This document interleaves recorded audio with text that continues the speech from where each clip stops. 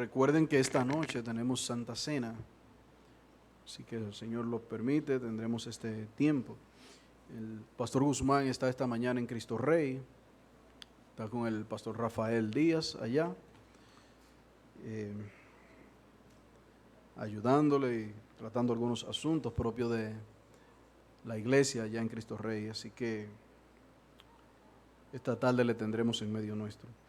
Hermano, quiero que me acompañen por favor a segundo libro de Samuel, primer libro de Samuel.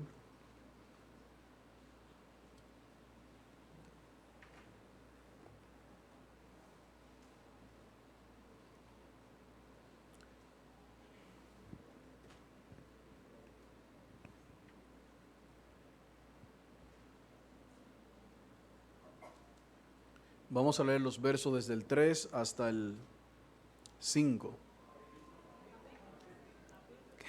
Capítulo 7. Ay, hermano, y eso que yo estoy joven todavía. Primer libro de Samuel, capítulo 7, verso 3 al 5.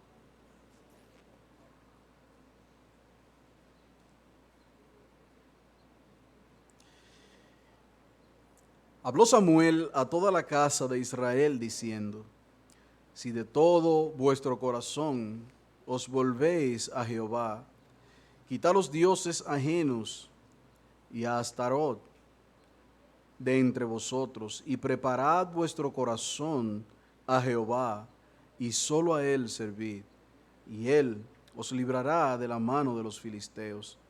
Entonces los hijos de Israel quitaron a los Baales y a Astarot, y sirvieron solo a Jehová. Amén. Padre, nosotros buscamos tu asistencia una vez más, rogándote que tú te glorifiques en medio nuestro y puedas hablar a nuestros corazones a través de tu palabra. Te lo rogamos en el nombre de Jesús. Amén. En el mensaje anterior nosotros estuvimos considerando este texto y nos centramos en la primera declaración del profeta en su llamado a Israel. Como vimos en el mensaje anterior,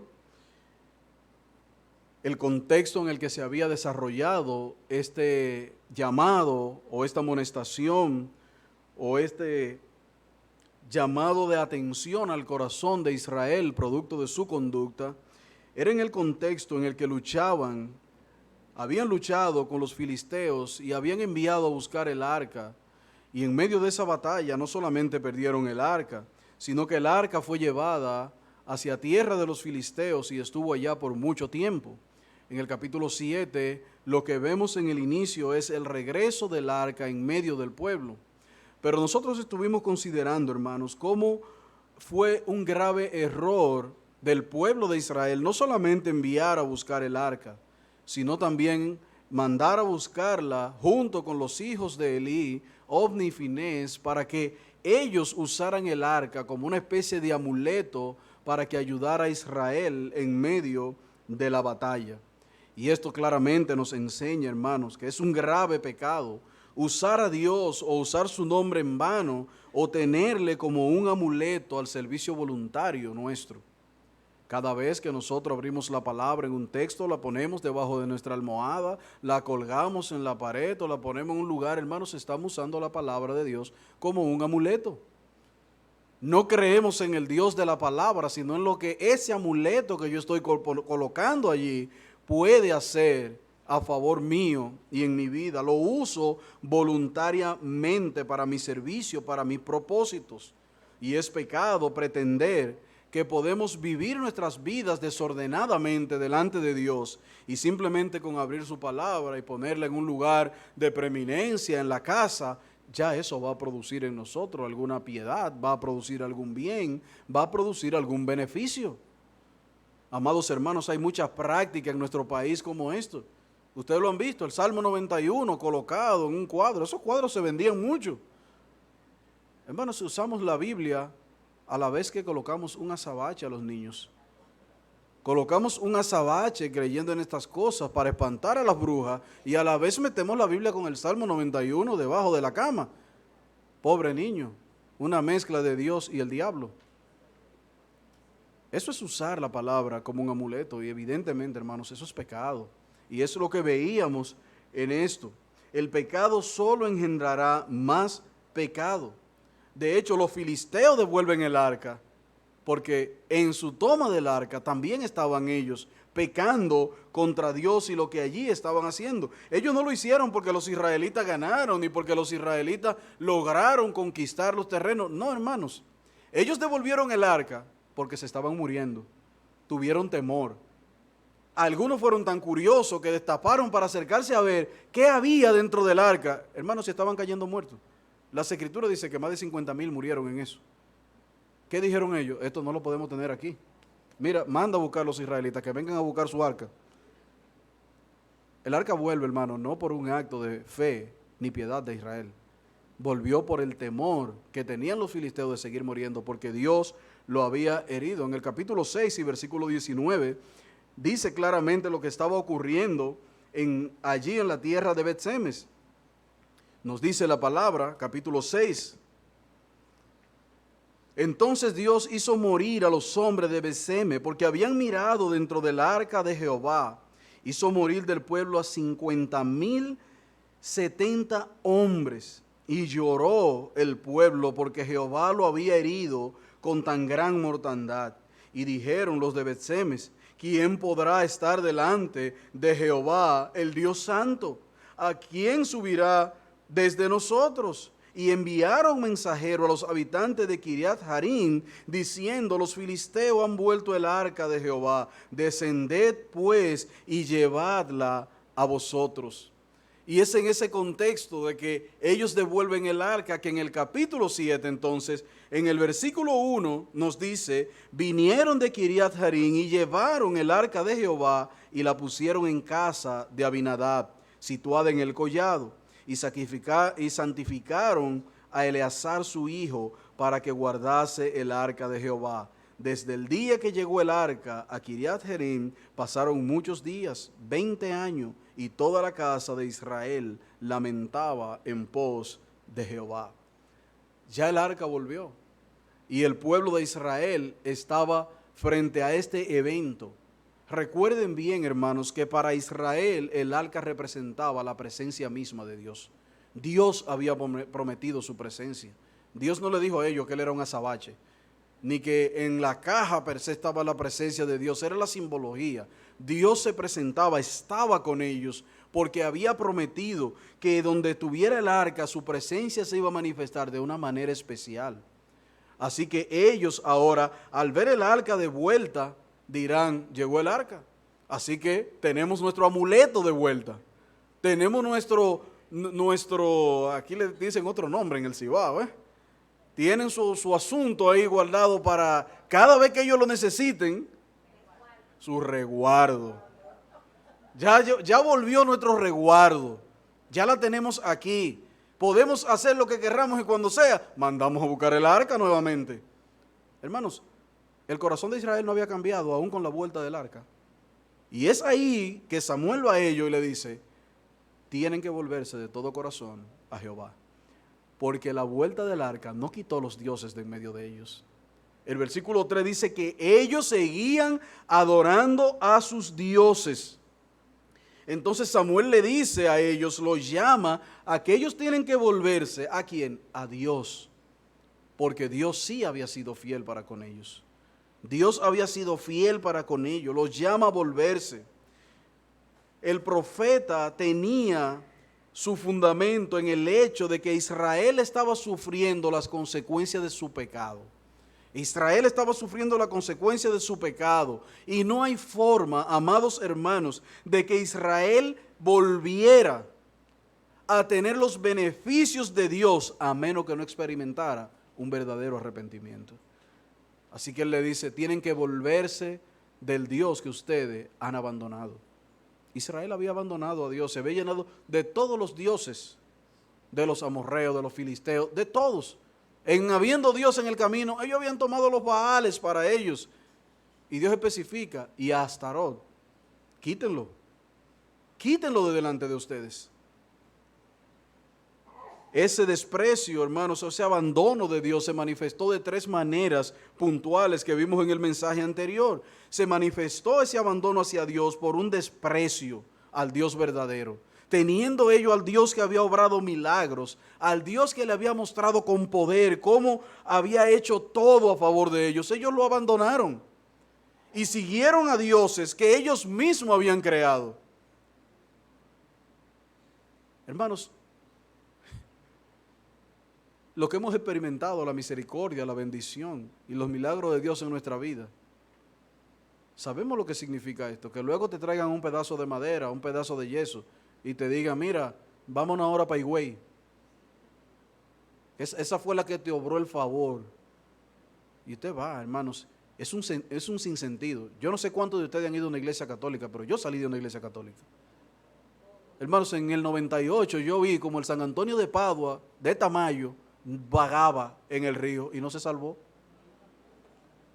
Para mí fue llamativo. Oh, pero ¿qué pasó con San Antonio? El río inundó Tamayo, hermanos, y ni San Antonio se salvó. ¿Y cómo podría entonces San Antonio hacer algo por mí? Hermanos, de verdad que en el 98 eso me dejó muy pensativo. Muy pensativo. Pero esa es la degradación de nuestro corazón cuando estamos en pecado. Le damos poder a lo que no tiene poder. Le damos poder a lo que no tiene poder. Empezamos a imaginarnos cosas, aún el mismo bien de Dios, se lo atribuimos a ídolos. Eso es un desprecio por el Dios verdadero. Es un desprecio hacia Él, hacia su amor, hacia su misericordia. Pero ellos también habían despreciado a Dios, haciéndose ciegos, creyendo o haciendo a Dios ciego, que Dios no veía su pecado, que todo lo que ellos estaban haciendo y con todos sus baales, y como los baales no le ayudaron en la batalla, mira, trae el arca. Pero hermanos, ellos debieron caer en sí, pero si estos dioses que nosotros hemos traído no nos ayudan, trae el arca, pero bota a los dioses. No, ellos querían el arca y querían sus dioses. Ellos querían el arca y querían sus dioses. También vimos que abandonaron la adoración a Dios, al Dios verdadero, y con ellos sutilmente abandonaron también los medios de gracias los medios de gracia que Dios había establecido para mantener a su pueblo unido a Él. Y es por eso que Samuel los llama, hermanos, a volverse de todo corazón. Eso implicaba que sus afectos, sus pensamientos, su mente, su alma tenía que volver a conectar con Dios. Tenía que volver a centrarse en Dios. De ahí que la segunda parte del texto, Samuel los llama específicamente a un arrepentimiento interno y a un arrepentimiento que tenía que evidenciarse también en lo externo. Ese arrepentimiento al que Samuel los llama aquí, hermanos, tiene implicaciones. Es un reconocimiento del pecado, es un abandono continuo del pecado, es volverte a Dios, al Dios verdadero, no a los dioses en los que ellos habían creído. Así que consideremos en primer lugar que implica este arrepentimiento al que Samuel le está llamando allí. Hermanos, un reconocimiento del pecado siempre es el primer paso, pero un reconocimiento del pecado es siempre el primer paso para un verdadero arrepentimiento. Si nosotros vemos la vida de David, ¿cuál fue la frase? Contra ti. David reconoció que su pecado fue contra Dios, en primer lugar. No hay un verdadero arrepentimiento si no hay reconocimiento del pecado. Y hermanos, eso podemos llevarlo, y eso tiene una aplicación muy práctica en nuestras vidas. ¿Es usted de lo que ora antes de la Santa Cena, Señor, perdóname de mis pecados? Y esa frase muy común que oímos muchas veces, Señor, aún de lo que me son ocultos. Hermanos, eso es muy general. En el fondo de nuestro corazón, ¿saben lo que puede haber? Yo soy tan santo que no tengo pecado que nombrar, así que por si hay alguno, Señor, perdóname de mis pecados. Y si hay alguno oculto, también de ellos. Hermanos, examinemos esa práctica en nuestras vidas. Y preguntémonos si somos capaces de ponerle nombre a nuestros pecados. Señor, perdóname por la lascivia de mi corazón. Señor, perdóname por la mentira que dije. Señor, perdóname por el trato desconsiderado a mi esposa o a mi esposo. Señor, perdóname. Hermano, ponle nombre a tu pecado. Porque podemos estar poniéndolo muy bonito. Perdóname de mis pecados.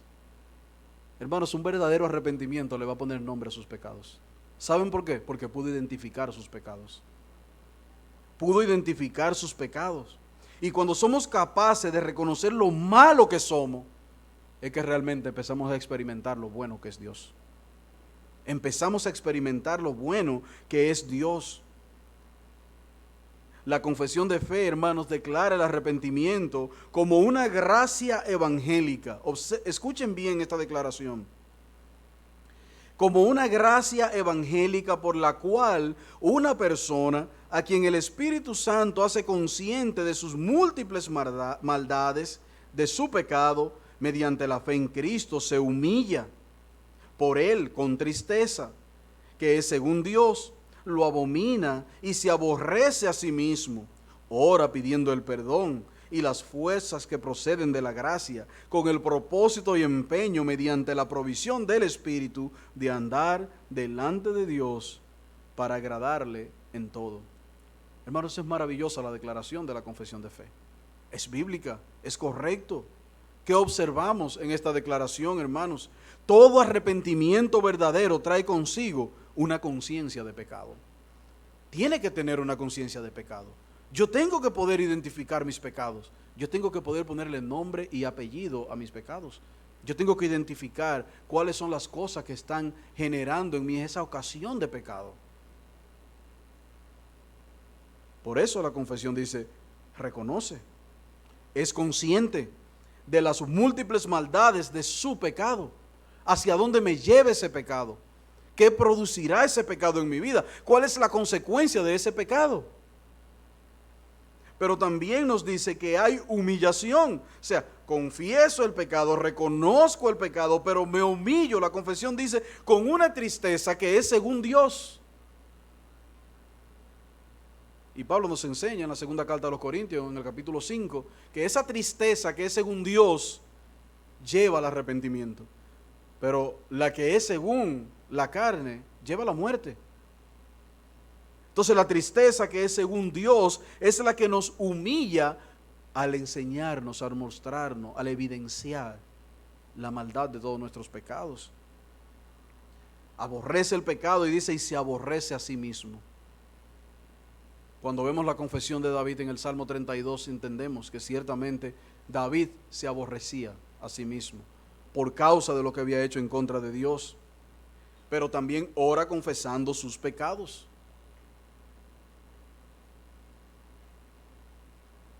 Y pidiendo perdón, abandona el pecado para andar en novedad de vida. Hermanos, ¿cómo nosotros podemos llevar esto a nuestra vida diaria? Porque la misma confesión tiene un capítulo que habla del arrepentimiento para vida y el arrepentimiento para salvación. O sea, continuamente tenemos que estar delante de Dios pidiendo perdón por nuestros pecados. Eso es arrepentimiento. Pero ¿qué tan bíblico está siendo tu arrepentimiento? Ya se ha vuelto un cliché del día antes de la Santa Cena, como la que tendremos ahorita, simplemente bajar mi cabeza y usar esa frase genérica, Señor, perdóname de mis pecados y soy tan bueno que si hay algún oculto, tú sabes, límpialo también, para que yo pueda tomar con tranquilidad el pan y pueda beber con limpia conciencia de la copa. Hermanos, a veces estamos como Israel, queremos tener al Dios y al diablo junto con nosotros, y eso no es posible. Eso no es posible. O estamos con uno o estamos con otro. Y el que te diga que es posible está engañado. Está totalmente engañado. Así que el verdadero arrepentimiento implica conciencia de pecado, implica humillación, implica aborrecimiento del pecado, o implica confesión del pecado e implica abandono del pecado. El apóstol Pablo en la segunda carta a los Corintios, capítulo 5, versículo 15, nos da una buena ilustración y él dice, y por todos murió, refiriéndose a Cristo, para que los que viven ya no vivan para sí. Entonces, ¿por qué tanto nos preocupamos por nosotros? El apóstol Pablo dice, ya no vivan para sí, sino para aquel que murió y resucitó por ellos, de manera que de aquí en adelante a nadie conocemos según la carne. Y aún si a Cristo conocimos según la carne, ya no lo conocemos así. De modo que si alguno está en Cristo, nueva criatura es. Las cosas viejas pasaron y todas, todas son hechas nuevas. Y el versículo 18 enfatiza, y todo esto proviene de Dios, quien nos reconcilió consigo mismo y nos dio el ministerio de la reconciliación. Que Dios estaba en Cristo reconciliando consigo al mundo, no tomándole en cuenta a los hombres sus pecados, y nos encargó a nosotros la palabra de la reconciliación. Entonces, amados hermanos, no hay tal cosa como un arrepentimiento a media. No, eso no existe. Eso es un engaño. El arrepentimiento trae consigo la reconciliación. Si no hay arrepentimiento, no hay amistad con Dios. No hay amistad con Dios. Y si no hay amistad con Dios, no puede haber reconciliación. Imagínese usted que Jason y yo tengamos un pleito de apague y vámonos. Y va Miguel, intercede por nosotros. Yo voy y le doy un abrazo, le digo, yo te abrazo, te perdono, pero no hable conmigo. Hermano, ¿y cómo es esa reconciliación? Es una reconciliación.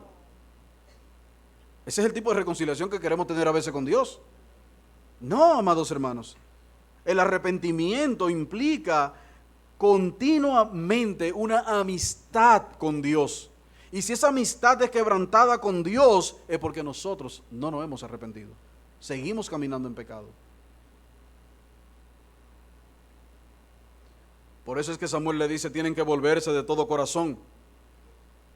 Y después que le dice, tienen que volverse de todo corazón, es muy específico en cuáles eran los pecados primeros que Israel tenía que trabajar. ¿Qué era lo primero que ellos tenían que hacer? Vuélvanse de todo corazón, y como nosotros decimos a la gente en la calle, y arrepiéntase. Y a veces la gente dice, pero ¿y qué es eso de arrepentirnos? Reconoce tu pecado, confiesa tu pecado, ora por tu pecado, humíllate por tu pecado y abandona ese pecado. Ese es el arrepentimiento, hermanos. Por eso le dice él, si de todo corazón ustedes se vuelven a Dios, quiten los dioses ajenos de delante de ustedes. O sea, arrepiéntanse de ese pecado de idolatría, de haberme dejado a mí para poner allí dioses hechos por ustedes mismos.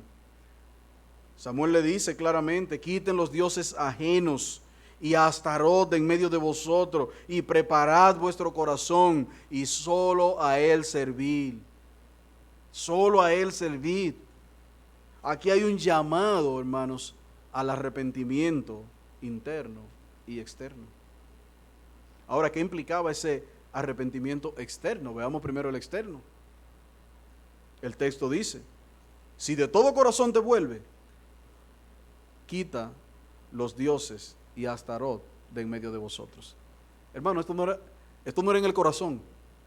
Esos dioses estaban ahí, andaban con ellos, caminaban con ellos. Posiblemente lo tenían hasta abajo de la almohada. Quiten todos esos dioses que ustedes tienen ahí, esos baales, sáquenlo. Ustedes recuerdan cuando Jacob se fue con sus mujeres de casa de Labán, y Labán le dio casa porque se le llevaron ¿qué? Sus dioses, y Raquel lo llevaba en su burro. Esos dioses tienen tanto poder que hay que cargarlo a ellos. Hermanos, nos reímos, pero mire, esos dioses tienen tanto poder que había que llevarlos. Hasta el burro que lo llevaba era más poderoso que el mismo ídolo que ella llevaba. Es evidente que Israel tenía que dar una expresión externa de que estaba abandonando a estos dioses. Quítenlo, sáquenlo de en medio de ustedes. Si es verdad que ustedes se han vuelto de todo corazón a Dios, lo primero que tienen que hacer es recoger todos los ídolos que hay en la casa y sacarlo de la casa. Así que si a usted todavía le queda algún azabache por ahí, bótelo. Algún resguardo de eso que ponen en los vehículos, alguna altagracia pegada en el cristal, Hermano, sáquelo. Yo tengo un amigo que él compró su casa y en la puerta de la casa había un vitral arriba, de esos que son media luna, con la Virgen María y el Niño Jesús. Y el mismo día que le entregaron la casa, el hombre fue y lo destruyó. Después llevó a su iglesia, venga, vamos a santificar esto.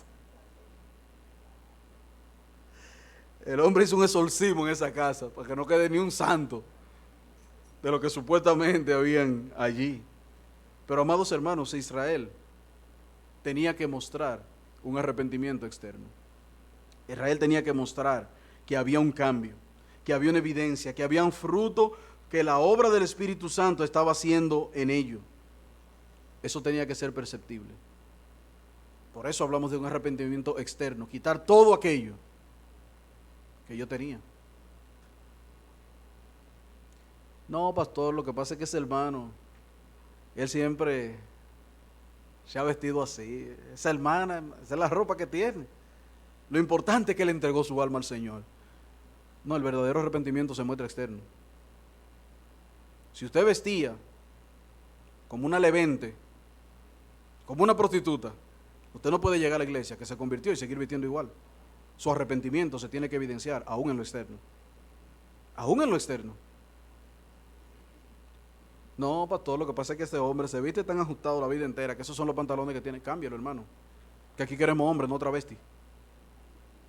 Y lamentablemente hay hombres que se visten ahora. Hermano, el problema ahora nada más no es las mujeres. Que tú no sabes qué es lo que son. Una gana ahora de andar enseñando todo aquí. ¿Pero qué es esto? ¿Cómo se evidencia tu arrepentimiento en la vida? Tú has creído en Cristo. Pues eso tú tienes que evidenciar que tú vives como un hijo de Dios. Muchos dirán, sí, pero eso es la apariencia, hermanos. Hay un refrán que tiene mucho de bíblico. La mujer de César no solamente tiene que ser seria, tiene que aparentarlo. El verdadero arrepentimiento conlleva un cambio externo. Ellos tenían que quitar sus dioses de delante de ellos. No podían decir, sí, el arca volvió y nosotros volvimos nuestro corazón a Jehová. Pero ahí viene un séquito con todos los dioses, con todos los baales y con Astaroth en el medio. Y cuando pasaran por los pueblos, hermano, ¿qué iba a decir la gente? Ven acá, pero esta gente no se arrepintieron. ¿Y por qué llevan el arca y también llevan Astaroth? Hermano, vuelvo y le repito, no podemos estar con Dios y con el diablo. Con Dios y con el diablo, no se puede. Un verdadero arrepentimiento se tiene que evidenciar externamente. Externamente se tiene que evidenciar. Y eso fue en efecto lo que hicieron, obedecieron la voz del profeta, dice el versículo 4. Entonces los hijos de Israel quitaron los Baales y a Astaroth y sirvieron solo a Jehová. Con esta acción Israel declaraba que ellos volvían a Dios, que ellos quitaban todos los Baales y a Astaroth de en medio de ellos, y que ellos buscaban el bienestar que venía solo de Dios, que esos ídolos no le aportaban a ellos ningún poder. Y hermanos, miren, los Baales y Astaroth eran atractivos para ellos. Primero, los Baales, el Baal era el dios de la fertilidad, de la tierra, de la lluvia, de esto. Y yo no sé qué problema que tenían esta gente con la fertilidad, porque ellos casi todo lo mezclan con la fertilidad. ¿Adivinen qué? Astaroth era la diosa de la fertilidad y del sexo también. Había un problema como de ser fértil en esa zona, porque era un problema. A Astaroth lo veían como el dios, como la diosa de la fertilidad y de la tormenta, y se creía que era hija de otro dios que se llamaba Dagón, que era dios del grano. Oigan el asunto. Entonces el Dios que vino del Dios del grano se tiene que convenirnos, porque es el que nos va a ayudar en la cosecha para que todo pueda crecer. Como nos informa el autor, el problema grave con los que adoraban a Astaroth es que sus prácticas eran altamente abominables. Dice este autor, Astaroth, diosa del amor y de la fertilidad, luchaba por la supremacía con Asera, madre, diosa y consorte. Dice este autor, la asociación de Baal, Asera y Astaroth era poderosa para Israel, porque garantizaban fertilidad. Pero también había un problema serio, porque se expresaban en rituales sexuales depravados en los santuarios cananeos, que los hacía especialmente abominables ante los ojos de Dios. Hermanos, era difícil abandonar a Astaroth. Por eso cuando le dice los Baales, todos esos dioses de la fertilidad, y dioses específicos, le dice, y a ese. Los cananeos, hermanos, hacían fiestas de orgías en honor a Astaroth. Y eso era altamente abominable ante los ojos de Dios. Es evidente que tales prácticas no podían permanecer con ellos. Si ellos habían reconocido sus pecados, habían confesado sus pecados, se habían apartado de ellos, habían vuelto su corazón hacia Dios, no podían permanecer en oscuridad. Tenía que ser evidente que ellos se deshiciesen de estos dioses. No podían ellos seguir adorando a Dios y teniendo a Astaroth en medio, con prácticas sexuales abominables ante los ojos de Dios,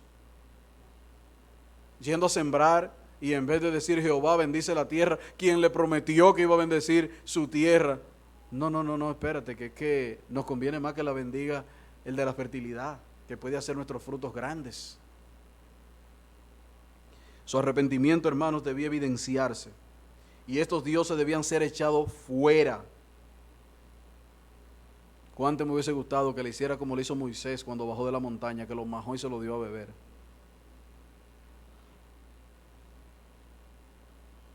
Pero a este punto de la vida del profeta Samuel, él todavía era tranquilo. Saúl lo hizo perder la paciencia, pero él era tranquilo todavía hasta aquí. Pero amados hermanos, el arrepentimiento verdadero tiene que evidenciarse en nuestras vidas. Hay prácticas que no pueden permanecer en la vida de un hijo de Dios y que tiene que ser evidente que la ha abandonado. Tiene que ser evidente que la ha abandonado. Y en nuestras vidas diarias, hermanos, hay muchos actos externos que evidencian el arrepentimiento. Evidencian ese arrepentimiento. Hay un evangelio que la gente predica por ahí, que es abominable, porque pretende un arrepentimiento sin efectos externos ni internos. ¿Qué le dicen a la gente? Ven al Señor como tú eres, no importa. Ven. Lo importante es que tú te arrepientas. Pero ese arrepentimiento solo se evidencia porque entró a la iglesia. Pero trae todas sus prácticas mundanas a la iglesia. El bachatero que se convirtió ahora es el director de alabanza en bachata de la iglesia. Eso puede sonar muy... Esos son los dones que el Señor le ha dado. ¿Cuál es el cambio, hermanos? ¿Cuál es el cambio? Entonces usted puede ser prostituta y venir a convertirse y seguir siendo prostituta en la iglesia. ¿Es lo mismo? Algunas cosas las ponemos más grandes que otras. Usted es homosexual, pero usted se convirtió y viene a la iglesia y dice, yo estoy en la iglesia, pero como el Señor está interesado en mí, no en lo que yo soy. No. Si usted era, ya no es. Segundo a los Corintios, capítulo 5, versículo 17 dice, nueva criatura. Aquí todas las cosas son hechas nuevas. Hermanos, eso fue lo que Nicodemo entendió cuando Jesús le dijo, tiene que nacer de nuevo. ¿Y qué hago? ¿Me meto en el vientre de mi madre y vuelvo y nazco? No, tú no estás entendiendo. Tú no estás entendiendo. Es una nueva naturaleza. Es nacer a la vida de Dios. Y en esa nueva naturaleza no hay lugar para nuestras prácticas antiguas. Ese es el verdadero arrepentimiento que se evidencia de una manera externa. Por eso Samuel le dijo, quiten esos dioses. Eso es lo primero. Y seguro, hermano, que cuando las naciones vecinas vieron a Israel sacando esos dioses, botando esos dioses, dijeron, ¿y allí qué está pasando? ¿Allí está pasando algo? Ah, y tú no sabías que Israel se volvió a Dios de todo corazón. ¿Cómo? Ah, por eso fue que yo vi que estaban botando a los Baales. Y tú viste la estatua grande de Astaroth que tenía. La tiraron por el río. Pero usted se imagina que se dé lo contrario. Ah, mire, tú supiste que Israel se volvió al Señor. Que se volvió. Pero ellos siguen teniendo Astaroth. Pero ellos siguen teniendo esto. Hermanos, esa es la misma expresión que tiene la gente cuando oye de nuestro arrepentimiento y de nuestro evangelio. Se convirtió el vecino. ¿Cómo? ¿Cómo que se convirtió? Pero yo vivo al lado y yo escuché a la vecina diciéndole unas cuantas cosas, recordándole hasta la fecha de la mamá. ¿Y qué arrepentimiento es ese? Pero cuando es de verdad, mire, ¿usted sabía que el vecino se convirtió? Sí, mira. Y los otros días le parquearon un carro frente a la marquesina y no podía salir.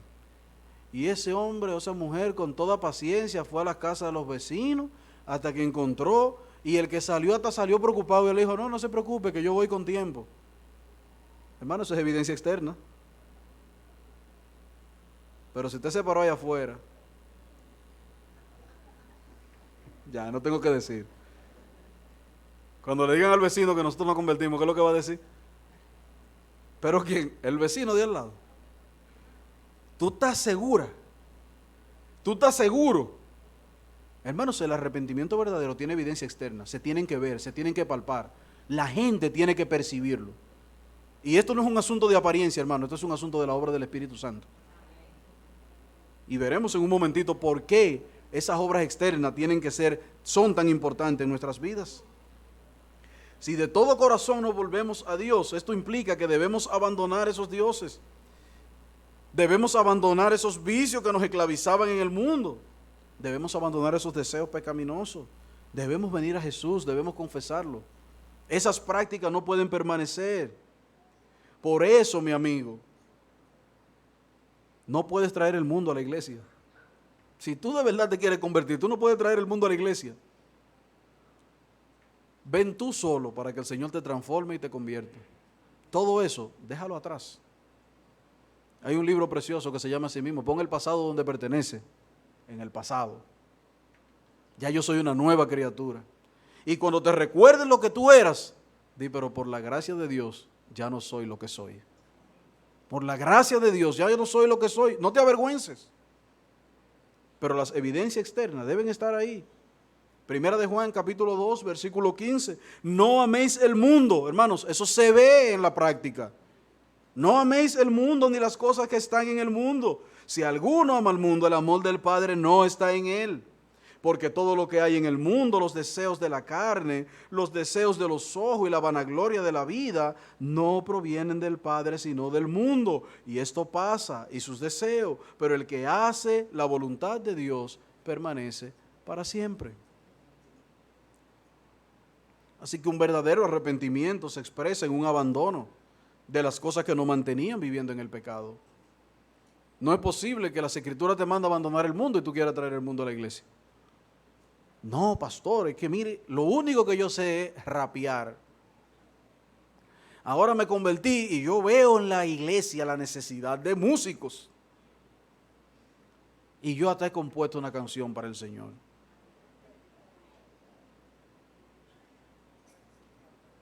Yo no sé rapear, así que no le voy a rapear ninguna. Hermanos, pero esa falsa interpretación del verdadero arrepentimiento. ¿Eso eran tus dones? Es tiempo de descubrir dones nuevos. De ver qué otra cosa Dios te ha dado para hacer. De ver qué otra cosa el Señor tiene para ti. Porque el Señor nos saca del mundo, hermano, no para darnos algo peor, sino para darnos lo mejor. Entonces no podemos permanecer atados, amarrados a nuestro viejo hombre, a nuestra vieja vida, a los actos pecaminosos, mientras queremos caminar con el Señor. No, hermanos. Quitad los dioses de en medio nuestro. Quítenlo. Pero este arrepentimiento también tenía que ser interno. Samuel le dice, preparen su corazón a Jehová y solo a Él servir. Esto nosotros no lo podemos ver. Esto es interno, en el corazón, en nuestra vida diaria. Yo no puedo ver qué tan preparado, hermano, están sus corazones. Usted sí. Por eso ese arrepentimiento se tiene que evidenciar externamente, pero tiene que haber un cambio interno. ¿Y por qué comenzamos con el externo y no con el interno que mueve? Hermanos, ¿saben por qué? Porque muchas veces podemos evidenciar un cambio que no existe. Por eso están los actores y las actrices. Hermanos, nosotros podemos fácilmente simular una vida de piedad sin ninguna piedad. Simular una vida de piedad sin ninguna piedad. No, prepara tu corazón. El cambio externo se tiene que evidenciar, pero tiene que haber un cambio interno. Por eso fue que Santiago, cuando termina su discurso de las obras, dice, yo te mostraré mi fe por mis obras, no al revés. Porque hay muchas obras que se pueden hacer sin fe. Pero él dice, las mías yo te las voy a mostrar desde la fe hacia las obras, no al revés. Hay muchas cosas que se pueden pintar. Pero hermanos, el arrepentimiento interno, eso es tú, tu corazón y Dios. Ahí tú no puedes engañar a nadie. A mí sí. Me ve 2 o 3 veces a la semana, en algunas reuniones particulares, en alguna actividad de la iglesia. Tú conmigo puedes ser un buen actor. Y posiblemente yo te compro todas las escenas y hasta apruebo tu obra. Aprobada. Pero a Dios no. Preparan su corazón. Sírvanle a Dios. No hay una evidencia externa sincera si no hay un arrepentimiento interno verdadero. No. El profeta nuevamente apunta al asiento de sus emociones. Él va al corazón. Preparen su corazón. Todos sus afectos, su entendimiento, sus emociones tenían que estar unidos, atados, amarrados a Dios, a la adoración a Dios. Nada debía quedar empañado por los ídolos pasados. Nada debía quedar empañado por los ídolos pasados. Ellos debían tornarse totalmente a Dios. Cuando Joel habló al pueblo para que se arrepientan, fue lo que le dijo: rasguen sus corazones, no sus vestidos. Eso se ve. Pero eso no sirve si el corazón no está rasgado. Ahora, esa evidencia externa es importante cuando el corazón también fue rasgado. Joel lo dice: rasgad vuestro corazón y no vuestro vestido, convertíos a Jehová vuestro Dios, porque Él es misericordioso, es clemente, es tardo para la ira, es grande en misericordia y se duele del castigo. Y hermanos, así es como debemos educar a nuestro corazón para que Dios ocupe allí el lugar que le corresponde. Cuando Dios ocupa el lugar que le corresponde en nuestro corazón, porque hemos tenido un arrepentimiento verdadero, donde no solamente reconocimos, sino que confesamos, oramos y nos apartamos, entonces ¿saben qué va a pasar, hermanos? Esto va a producir frutos. Las Escrituras lo llaman fruto digno de arrepentimiento. O sea, que evidencian que realmente nos hemos arrepentido. Pero los frutos, hermanos, son lo externo. Tiene que haber un cambio interno. Tiene que haberse sembrado la semilla buena para que haya un fruto bueno. Ese arrepentimiento interno, hermanos, que vuelve el gozo a nuestras vidas. Israel no iba a experimentar liberación hasta que no haya experimentado un arrepentimiento interno y externo. Hasta que su corazón no se haya preparado para recibir nuevamente a Dios y hasta que ellos no se dispusieran a quitar todos los dioses que habían en medio de su pueblo, no iban a experimentar el gozo verdadero del arrepentimiento. No iban a experimentar las consecuencias que trae ese arrepentimiento y ese gozo, que es tranquilidad, es la paz de ser perdonado. Bienaventurado el hombre a quien Jehová que no culpa de iniquidad. ¿Por qué? Porque era bueno, no porque lo perdonó. Es porque lo perdonó. Mientras David no hubo experimentado el verdadero arrepentimiento interno de su corazón, ¿qué declara David, hermano? ¿Cuál era la condición interna de él mientras no declaró su pecado? Lo dice Salmo 32, versículo 3. Vamos allá.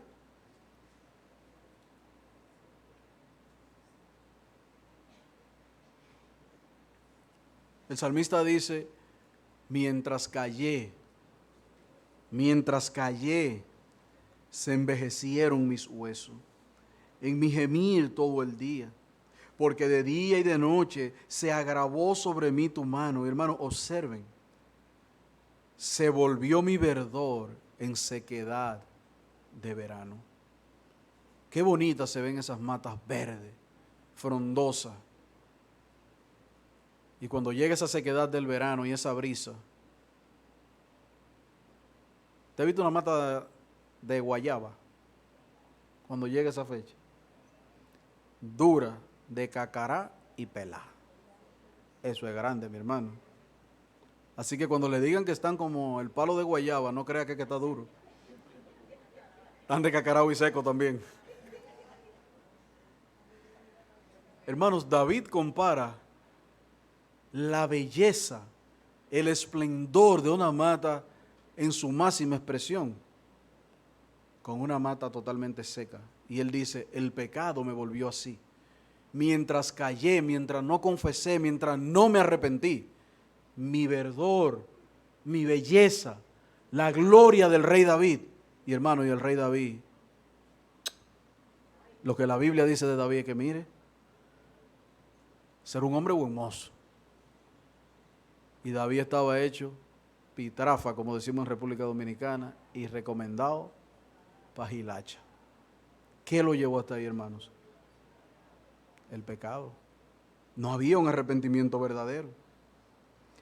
Pero qué bueno que el versículo 5 declara lo que David experimentó. Él dice, mi pecado te declaré y no encubrid mi iniquidad. Dije, confesaré mis transgresiones a Jehová y tú perdonaste la maldad de mi pecado. Hermanos, eso es arrepentimiento. Mientras no te arrepientas, tú vas a estar como la mata de guayaba en verano. No la cambie de estación. En verano. Vas a estar así. Él se marchitó, hermanos, pasó de estar verde a estar seco. Lejos de Dios no hay vida, no habrá gozo, no habrá nada que nosotros podamos disfrutar. No es sino hasta que haya un verdadero arrepentimiento de nuestros corazones y que preparemos nuestros corazones para volver a Dios, donde experimentaremos la bienaventuranza de ser perdonados. Por eso le insistió una y otra vez, tienen que volverse de todo corazón. Esa experiencia interna tiene que darse en ustedes. Preparen su corazón y sírvanle solo a Dios. Cuando David experimentó, hermanos, el gozo del verdadero arrepentimiento, ¿saben qué declaró David? Salmo 51, versículo 7. Purifícame con hisopo y seré limpio, lávame y seré más blanco que la nieve. Hazme oír gozo y se recrearán, hermano, el recreo. ¿Cuánto queríamos el recreo en la escuela? Póngalo aquí. Eso es lo que David está diciendo. Ese momento de solaz, de tranquilidad, de gozo, de alegría. Se recrearán los huesos que has abatido. Esconde tu rostro de mi pecado, borra mis maldades. Crea en mí, oh Dios, un corazón limpio. Renueva un espíritu recto dentro de mí. Vuélveme el gozo. Solo el verdadero arrepentimiento nos volverá el gozo de la salvación. Un arrepentimiento interno. Solo eso nos lo volverá. Es interesante que el foco de David estaba en primer lugar, hermanos, en los frutos internos de ese verdadero arrepentimiento. Observen, purifícame, lávame, recréame, crea en mí un corazón, renueva mi espíritu, vuélveme el gozo. Hermano, todo eso es interno, eso yo no lo puedo ver. Usted no lo puede sacar de su corazón para que la gente lo vea. Ahora, los frutos que eso produce, hermano, el verdadero arrepentimiento produce, eso sí se ve. ¿Cómo es posible que ese hombre tiene cáncer y está tan gozoso, está tan tranquilo, está esperando en el Señor? Hermanos, eso a veces no se entiende. Eso a veces no se entiende. ¿Cómo es que ese hombre está pasando por tal necesidad, por tanta precariedad, por tales circunstancias? Y él está confiado esperando en el Señor. Hermanos, qué bueno es que nuestro arrepentimiento sea así, tan verdadero, porque ¿sabes qué? Cuando nosotros estamos claros con Dios de lo malo que somos, lo bueno que Él es, no es sin pecado que estamos, no, es que estamos claros con Dios.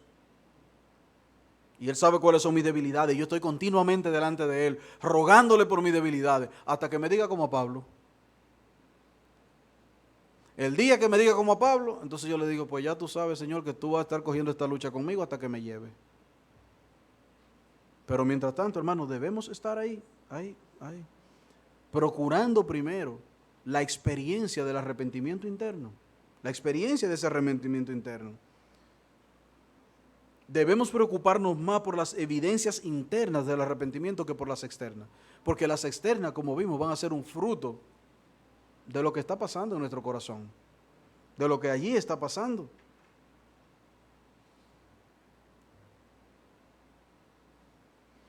Recuerden que Israel llegó a decirle, Dios llegó a decirle a Israel, este pueblo de labio, los frutos externos, hermanos, estaban ahí, pero estaban desconectados de un verdadero arrepentimiento en su corazón. Por eso debemos preocuparnos primero por el arrepentimiento interno y los frutos que esto produce, para que los externos entonces, cuando Dios lo vea, Él lo apruebe. Porque los hombres podemos equivocarnos y aprobar tu conducta externa, pero no, Dios es el que tiene que aprobarte. Al final ni es Francisco, ni soy yo, ni es Dante, ni es ninguno de los diáconos, es Dios. Así que procura vivir a la luz de Dios, de que Él es quien te examina. Es fácil ser engañado por nuestros corazones, hermanos, y de hecho hay muchas liturgias diseñadas en muchas iglesias para crear esa sensación, esa experiencia espiritual que produce un gozo momentáneo por un aparente arrepentimiento. Pero ¿qué pasa luego de allí? ¿Qué pasa luego de allí? ¿Es ese arrepentimiento verdadero? ¿Sus frutos son duraderos? ¿El gozo que produjo eso permanece en ti? ¿Eso permanece en ti? Esas son las cosas que debemos evaluar. Y yo digo momentáneo, hermano, porque sabemos que hay un gozo momentáneo por el reconocimiento del pecado y hasta puede haber un abandono temporal, pero esto puede que no dure. Es como el Señor enseña en la parábola del sembrador. En Lucas, ¿qué dice Lucas versículo 8, capítulo 13? Capítulo 8, verso 13. Los de sobre la piedra son los que habiendo oído, reciben la palabra ¿cómo? Con gozo. Ese gozo está ahí, pero estos no tienen raíces, crecen por un tiempo. Y en el tiempo de la prueba, ¿qué hacen? Se apartan. No hubo un verdadero arrepentimiento. Hubo un gozo que se produjo de escuchar la palabra y eso me animó y me motivó y hasta me alentó por un par de días. Pero cuando llegaron la prueba, se fue el gozo. El gozo se fue. Se apartan, dice las Escrituras. Ahora, hermanos y amigos, cuando nosotros experimentamos un arrepentimiento interno en nuestros corazones y nuestros corazones son afectados por la palabra, esto se manifiesta regularmente en un servicio voluntario a Dios. Por eso el profeta le dice, preparen su corazón y sírvanle a Dios. Fíjense que no se quedó únicamente, preparen su corazón, siéntanse bien, acomódense, sino que le dijo, y sirvan a Dios. El servicio a Dios es una buena práctica para nosotros ver lo bueno, lo maravilloso, lo grande, lo inmenso que es Dios. Para cuando lleguen los diosesitos, nosotros saber que no son nada delante de nuestro Dios. No son nada delante de nuestro Dios.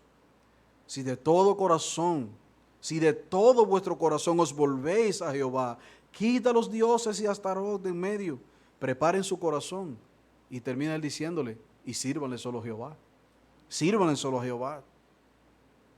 Ahora esto nos lleva, hermanos, a dos aplicaciones breves para terminar.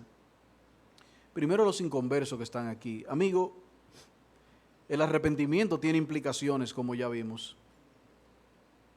El arrepentimiento tiene implicaciones. Aquí no te vamos a embobar para que tú te conviertas y luego salgas por ahí y sigas viviendo igual. No, te vamos a decir lo que la palabra dice. Si tú quieres arrepentirte, tú tienes que tener un encuentro con Dios. Si tú quieres arrepentirte, tú tienes que ver que tú estás sucio por tu pecado, que tú estás perdido en tu pecado, que tú necesitas la gracia de Dios, que tú necesitas a Dios para que por medio de Cristo no solamente te reconcilie con Él, sino que te limpie, para que te limpie. Pero arrepentirse también implica confesar el pecado, con nombre, con apellido, no a Francisco, no a mí, pero nosotros no somos curas, a Dios. Ve delante de Dios, derrama tu corazón allí, dile, Es el único lugar y el único momento en el que tú te puedes explayar diciéndole a Él todo lo malo que tú eres, todo lo perverso que tú eres, todas las ocurrencias que tú has tenido. Confiesa tu pecado. Ora pidiéndole perdón. Eso implica el arrepentimiento. Y luego, ¿sabes qué? Apártate del pecado. No te engañes. Si una y otra vez tú profesas arrepentimiento, profesas fe y luego abandonas la fe, te vas y vuelves, tú te estás engañando. Tú te estás engañando. Tú tienes que pedirle a Dios de todo corazón que te perdone. Tú debes confesar de todo corazón tu pecado. Porque no existe, hermanos, no existe, mi querido amigo, un arrepentimiento sin compromiso con el Evangelio. Saben que ahora hay una generación de evangélicos liberales, predicadores itinerantes, que ellos se arrepienten, se convierten, no pertenecen a ninguna iglesia, no pertenecen a ningún lugar, porque ellos no se van a atar a una iglesia. Las iglesias atrofian los dones. Y ellos quieren ser libres de poder desarrollar sus dones para el Señor. No hay un arrepentimiento sin compromiso con el Evangelio. Sí, pero es que yo puedo venir y traer la mitad de mi vida, pero hay cosas que no. Ven entero que Dios te limpia. Él lo quitará. Pero tu arrepentimiento tiene que expresar un compromiso sustancial con el Evangelio. No es cierto que nosotros podemos venir y ponernos la ropa limpia arriba de la vieja. Hermanos, ¿qué da eso cuando usted no se baña y usted se pone ropa sobre ropa? La ropa de arriba está bonita, pero a usted no hay quien se le pegue. Claro, y Colosenses dice, despojaos. O sea, quítense el viejo hombre, límpiense y vístanse del nuevo. Pero hermanos, si yo me paso una semana con el mismo poloché, la misma ropa interior y todo, y me invitan a la casa de uno de ustedes y yo simplemente cojo la chaqueta y me la tiro arriba de todo eso, hermano, por más lindo que me vea, hay cosas que me van a delatar. Es así en el Evangelio, es así. Podemos adornarnos de muchas obras, pero como dicen en el campo, tarde o temprano se te ve el refajo. Se va a ver, porque el pecado se va a hacer evidente en algún momento. Así que mi amigo, no hay un verdadero arrepentimiento sin compromiso con el Evangelio. Efesios capítulo 2, capítulo 4 y verso 22 nos enseña la diferencia de los mundanos y los que ahora son transformados. ¿Qué dice el versículo 22? En cuanto a la pasada manera de vivir, despojaos del viejo, que está viciado conforme a los deseos engañosos, y renovaos en el espíritu de vuestra mente y vestíos del nuevo, creado según Dios en justicia y santidad de la verdad. El que roba, ya no robe, sino que trabaje, haciendo con su mano lo que es bueno, para que tenga que compartir con los que padecen necesidad. Ninguna palabra corrompida salga de vuestra boca, sino la que sea buena para la necesaria edificación, a fin de dar gracias a los oyentes. Y no contristéis el Espíritu Santo de Dios, con el cual fuiste sellado para el día de la redención. Verso 31, quítese de vosotros toda amargura, enojo, ira, gritería, maledicencia, toda malicia. Antes, sé benigno, misericordioso, perdonándonos los unos a los otros, como Dios también nos perdonó en Cristo Jesús. Hermanos, ahí hay suficientes evidencias internas y externas de un verdadero arrepentimiento. Externas e internas de un verdadero arrepentimiento. Esas son las evidencias de los que son realmente perdonados. Así que, mi amigo, Cristo nos limpia de toda maldad. Todas, no hay una. Tal vez algunos de los que estamos aquí y de los que hablamos la palabra continuamente y de los que enseñamos la palabra aquí, tal vez fuimos peores que tú. Tal vez si tú pudieras ver eso en una pantalla hace rato que te hubiese arrepentido. y hubiese corrido en confesión y fe. Pero el verdadero arrepentimiento, amigo mío, tiene un compromiso con el Evangelio, tiene un compromiso con Dios. No hay tal cosa como un arrepentimiento que no está atado a la vida nueva que Cristo ofrece para aquellos que verdaderamente se arrepienten. Hermanos, nuestro texto base de Samuel, aunque es aplicable al arrepentimiento en general, es también de una aplicación muy particular a los que, aún estando en la iglesia, hemos abandonado al Señor y servido a otros dioses.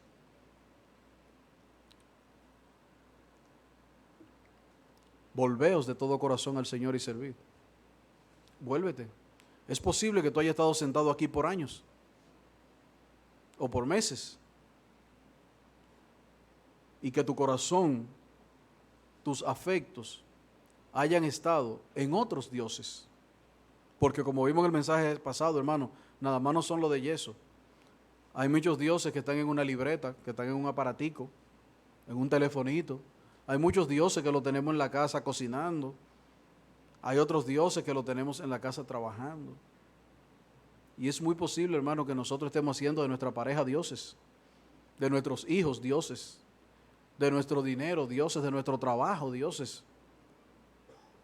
Dioses de este teléfono que ahora no deja uno en ningún sitio. Porque es el teléfono que no nos deja, hermanos.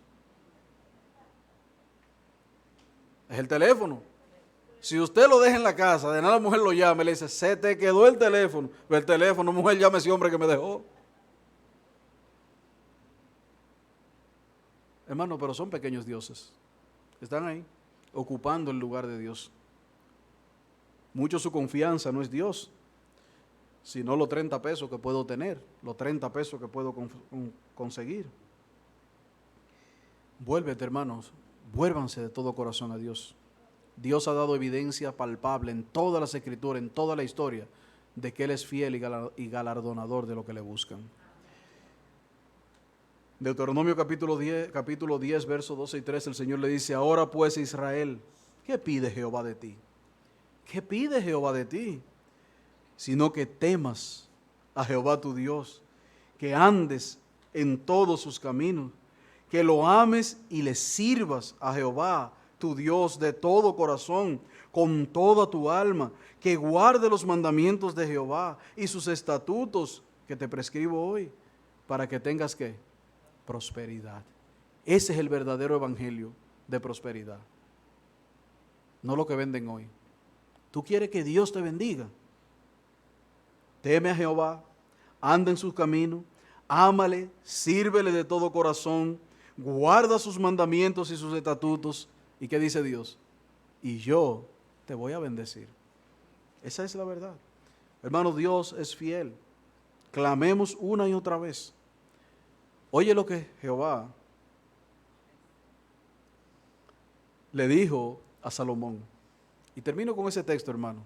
Quisiera dejarlo en sus mentes.